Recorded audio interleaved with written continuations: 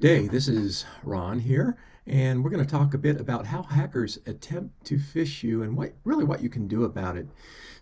As we go through this conversation, again, I'm an educator. I'm not a professional YouTuber. I'll just comment on some of these items and present some concepts to you. Please like the video, and if you will, that helps with me spreading the word. Let's see any other items. I will leave my contact information in the YouTube area for you to get a hold of me if you have any questions. So here we go. Hackers attempt to phish you, how they do it, and really what we can do about it. Now, phishing attacks are becoming much more prevalent. We see it on the news pretty much daily. Phishing attacks are what's really called social engineering. So if you hear someone talking about social engineering, phishing attacks is one of the ways. Social engineering, the bottom line is trying to get you to do something that you probably wouldn't normally do. We've seen that in terms of, the old school con man. I guess nowadays would be con person. Whatever. So someone trying to con you in some way, con being confidence, trying to gain your confidence, gain your trust, so you do something that you would not normally do. So social engineering is the larger umbrella. Phishing is one of the several ways that that is attempted. So we'll cover several attacks, social engineering attacks, and we'll look at in particular phone call issues, email issues, social media issues. So first off, phone call issues. Let me go through some of these. By the way, I'll talk around this. I'm not going to read you the slides, but you can read while I'm chatting away. Calls from unknown scammers. It was one of the first ways that social engineering impacted us. So call from unknown numbers. We get our cell phones now, whether it's a Apple or like a Samsung, and we get notifications. We don't know the caller, perhaps. It may be a friend that we gave our phone number to who we haven't contacted before, or it may be a new number. It could be a business that we approved for, to call us, or it could be more than likely a scammer. Hate to say that. A scammer will claim they're from a bank, a credit union, a credit card company. We've heard that before. They will attempt to get your account number, your credit card information, what have you. And one of the things you should do is immediately stop when somebody's saying, I'm from Wells Fargo, just to verify your account. Please give me your account number. Stop in your tracks. Don't give anyone any account information. You may also be asked to verify your phone number. Well, certainly they have that, but then they'll lead into something like, where do you work? What's your address? And if you stop and think about it, they should have that information if they are a valid organization reaching out to you. Because the process is that whether we're with a bank or we register with a company that we do business, let's say REI or some other business, we've actually registered through their portal, provided them with the contact information, other items that they should, if a legitimate company was calling you, should have that at their fingertips. So also calls from unknown phone number. I put a little screenshot off to the right. It says reverse phone lookup. The link right there is spokeo.com/reverse phone lookup. There's other reverse phone lookup websites out there, but this one I trust. You can put in your own phone number, see how it works. They will give you some general information. For example, when I put my phone number in, it'll say, the phone number is from a Verizon customer, and this person lives in Flagstaff, and they'll have other information masked out. And that's really enough for me to know that my phone number is valid, or another phone number is valid, some cursory information. That'll also give you information if the scammer calls you that it's a virtual number, it's from, I don't know, India. So, you can kind of scope that out, that it may be a problem if it's that kind of information shows up. Spokeo will also say, hey, it's 95 cents or a buck or two to receive other information. It's a website that gathers information about you and me, and someone can actually pay for it. See, another email came through. So, but you can still use it as cursory information. Look it up. The service, again, wants you to pay if you can, if that information, if you want to dig in deeper. So email issues, kind of along the same line as phone issues. We don't want to divulge any information. Over to the right-hand side, I have a screenshot of Gmail. Gmail, free service I use. Here's what to look for. Scan to see that the email address is correct. If it's someone you know and they say, hey, this is Bob, we talked, where I'm your friend and we work together, whatever. If you've dealt with them before, you certainly have their email address in your email address book. But if they've changed their email, you might text them and say, hey, Bob, I just got an email from you. Is this your new email address? Kind of that due diligence. Or if they're working for a company that you're familiar with, if you work for a company and they send you an email on your private email, if you work for ABC company, that's the example I have here, just make sure it came from at abc.com and not from some other source that they're claiming is from ABC. Let's see, a couple of smaller items. Apologize for this eye chart of a PowerPoint slide. But if the email is not, whoops, let me get back here. I'm not going to cut this out, by the way. I'm just a regular guy. I'm not a YouTuber. So if the email is not personalized and it has things like dear client, dear customer, and the email is from, I don't know, Wells Fargo Bank, allegedly. Wells Fargo has your information. They would have Dear Ron if I banked with Wells Fargo, or if you bank with, I don't know, Chase Bank, and they would have Dear Ron. And also some things you want to look for in the email that seems to be a little suspicious is grammatical errors, misspellings, some malformed sentences. If you spot that, that may be an indication that someone stuck a generalized note in a translator app and just copied and pasted that. Translator apps are great. I use them all the time when I go traveling, but they do have some kludginess, including sentence fragmentation, even grammar errors, because we know that if we talk about bear, B-E-A-R, is different in context than bear, B-A-R-E, right? So the translators don't often pick that up, so there could be grammatical errors. That's another telltale indication. Does a message convey a sense of urgency? For example, I received an email a month ago. Said you had a new iPhone order and it's going to be $1,400. Click here to verify your purchase. Number one, I never ordered an iPhone. Number two, I wouldn't order an iPhone from Amazon. I use Verizon. I'd probably do that. Number three, I'm not going to click on a link in an email if I've got some suspicions rising. So the immediate attention is, $1,400. Sometimes with social engineering, a con man, a con person confidence would try to not only gain your confidence smoothly, but then say, hey, you got to do this right away. We as people, humans, are often shocked and we want to jump right ahead and do that action quickly to get that off of our plate. That's part of the immediacy that hackers, scammers will try to do. So related to emergencies, they will also try to threaten you. I received an email that said I was part of a class action suit and that I was actually being sued as part of a group of, I don't know, some IT people, I guess, and something to that nature. I can't remember. It's been a while. I blew it off and blocked that email address. But it was threatening that I was part of this. I needed to get in contact with this lawyer and click this link. So that immediacy, that almost threatening, that threat, the implied threat is that I would lose thousands of dollars if I didn't respond. So you'll see those kind of issues as well. The confidence game that scammers use, they try to roll you in and freak you out.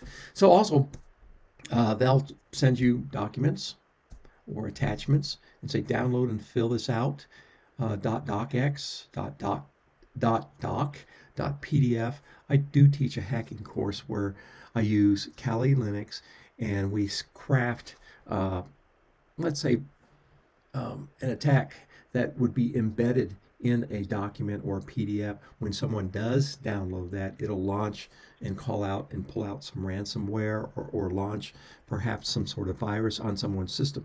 We learn about that in an ethical hacking course, and we do it in an isolated environment so that doesn't get out. However, scammers aren't so friendly. They'll actually attach these documents and say, download this immediately, fill out your new address, and we'll send you, not only will you update your Wells Fargo account, but we'll send you a $500 gift certificate. Wink, wink, nod, nod, right? So don't download attachments from unknown sources. I'm going to talk a bit about attachments in a bit. In addition, email requests, of course, such as social security number, etc. Those type of calling for information. Where do you work? Because then someone could build a better profile if they know where you work, if they have your physical address of not only your work but home environment, maybe your phone number. They have your phone number for your work. All of a sudden, they can build an attack profile for you. So we want to avoid that. And by the way, we'll also look at these. If an email contains a link, certainly I don't click it. If it's from a financial institution, a lot of times I'll get emails, probably 3 or 4 times a month, from these, quote, different financial services, many of which I don't subscribe to, some which I do. And I'll look, it'll have it at Gmail account. So Wells Fargo doesn't send stuff at Gmail. Neither does Chase Bank. Neither does, you name the bank. They'll have their own institutional email address. Again, you can look at, here's a list of 10 email sites. There's a lot of free email sites that we all can use for our benefit, but scammers do use them because they're cheap. They're free, right? So they'll less cost, most value, if you will, for a scammer, if you will. So free email is a good thing for us, but for a scammer who's mimicking an organization will not use a free email service. They can't get all the cybersecurity hooks into that they want to, and it's kind of an open cesspool, if you will. So be careful with that. I do want to mention a couple of items on social media, because we're all into the social media area. Right now, social media is a great venue to stay connected for friends, family, on many platforms, and professional colleagues. We do use things like Facebook, but we also use things like Twitter, LinkedIn for professional. So be wary of any social media link requests from people that you don't know, because either they're trying to get more information by having you listed as a friend or a colleague.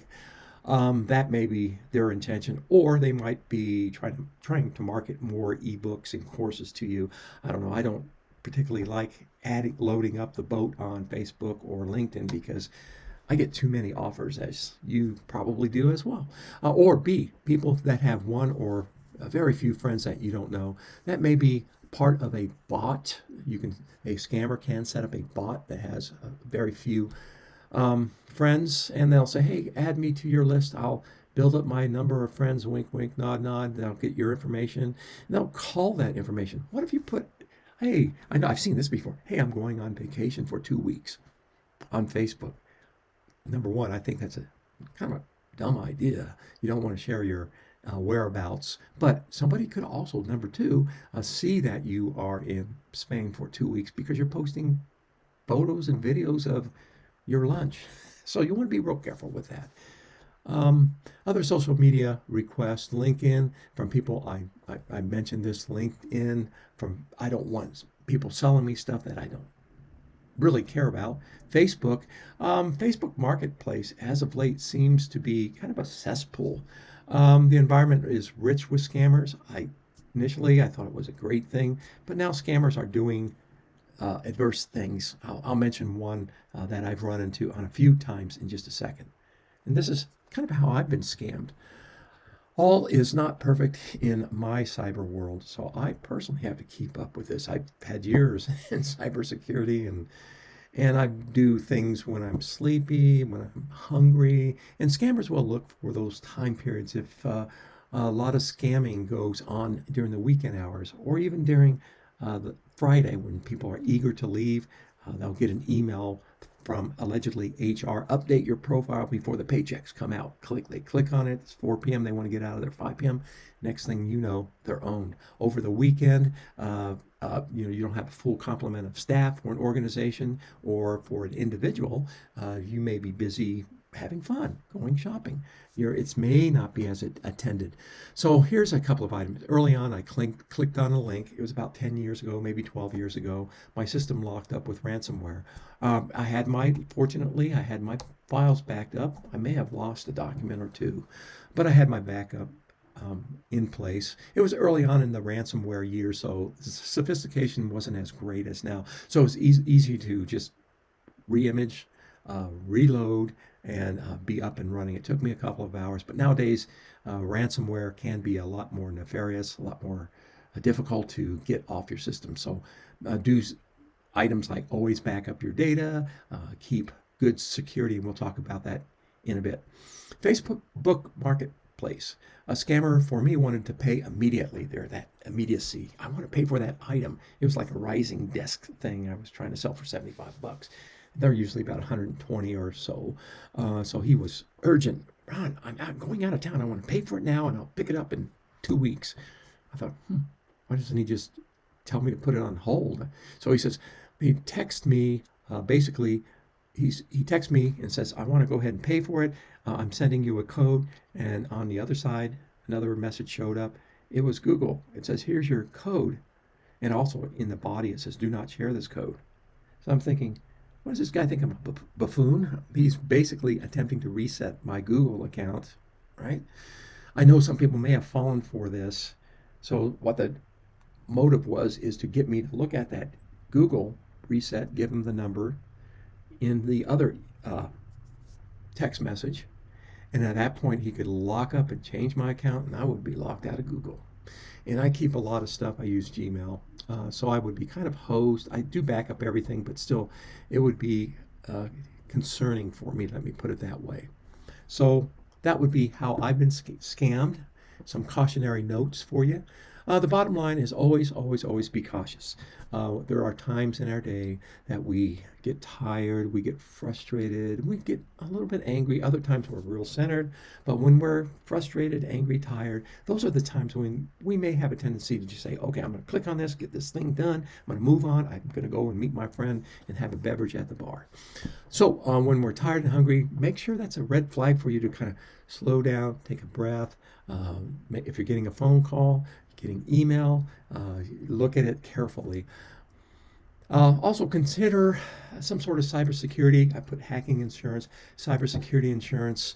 It's usually offered by good companies like Farmers, State Farm, Allstate, as an add-on to either a renter's policy or a homeowner's policy. It may help you on the financial aspect, especially if you get owned, especially if your identity gets stolen. It may not cover everything, but look at your policy. It'll probably cover a lot to get you moving forward on that. In addition, always apply software updates for your operating system, for your PC, for your Mac, for your cell phone, because most updates nowadays, I think the estimate that I saw was about 80 to 85% of updates have to do with security updates. So you want to keep on top of that so no one wiggles through with known compromises. Apply also updates to software known from your vendors. I use, as an example, Adobe. I also use some Oracle products. So I'll constantly update those because those, again, are typically patches to prevent some sort of malware getting through. Always have good virus protection. I want to emphasize this. Please spend some money on it. Don't be I used to try to get the free stuff. And if you look on the web, do a Google search, some of the free stuff actually has malware embedded in it. So free is not always free. Free can contain tracking software and other nefarious type of items. Go with a known company. Buy Trend Micro, buy Symantec, there's other companies out there, I got a whole list anyway that you can find that are very valuable, very viable. It will cost you 20, 30, $50 a year, but you'll have that and you can always update that. It's good endpoint protection. A lot of that software, I do use Trend Micro and I have Symantec on my other system. So a lot of that software will also do email scanning. So it'll scan your email as well. So get that. avoid the free stuff because free is what you get is free. And you get a lot of free stuff with it, like tracking software and potentially viruses. So that's kind of a summary. I do go over a lot of these items in a lot more detail with a CEH course that I'm developing, but this is for general consumption, general awareness, and I hope you've enjoyed it. What we have covered, as a recap, are the phone call issues, the email issues, social media issues. And this is not a comprehensive list. This is just an educational piece tidbit for you, and I hope you've enjoyed it. So thank you very much. Give me a thumbs up. Let me know of any other content you'd like me to create and share with you. Be glad to do it, and have a good day. Talk to you soon.